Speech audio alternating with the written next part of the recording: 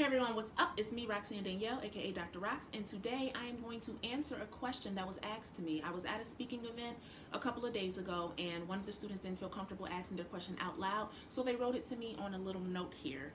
And the question was, what's worse, hiding who you are versus people knowing and treating you harshly for it? Now, that's interesting because I will always say that it is very, very, very important for you to always be yourself. As long as you're not hurting anyone, make sure that you are being yourself because you are your biggest commitment. Those other people, if they don't like who you are, or if you let them see who you are and they treat you a certain way, then those are not your people. Those are not the people that are supposed to be in your life. So it's probably good that they find out who you are so that they can remove themselves and you can continue on being who you are, because at the end of the day, you have to go to sleep with yourself every night and you have to wake up to yourself every day. So to cause depression and anxiety inside yourself because you're trying to hide yourself to please someone else is just unnecessary strength.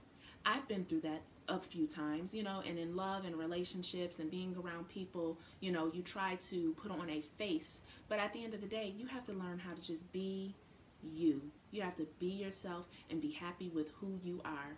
I am a strong person, strong-willed, strong, and in this society, it's not always not necessarily always okay to be strong, independent. It gets a negative stereotype. But that's exactly who I am. I am strong, independent. I'm a strong, independent black woman.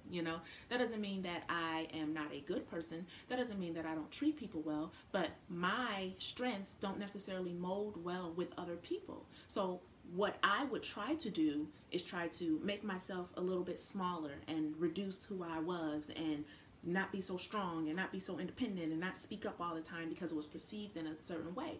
But what I realized was I was happy with who I was. And every single time that I backed down on an issue or stopped being who I was or anything, it didn't mold well with my spirit.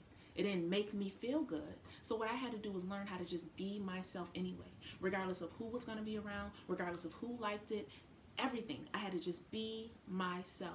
And when I started being myself, I understood that there was a whole world of people who loved me just the way I was. And I became very comfortable in my own skin. And the people who did not like it, they fell right off. They fell right off, as they should have. So what's worse?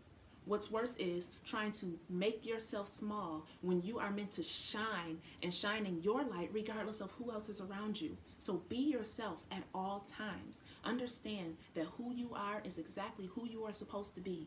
And the more you fight with yourself for other people, the more anxiety and stress you cause in your life. Have a good one.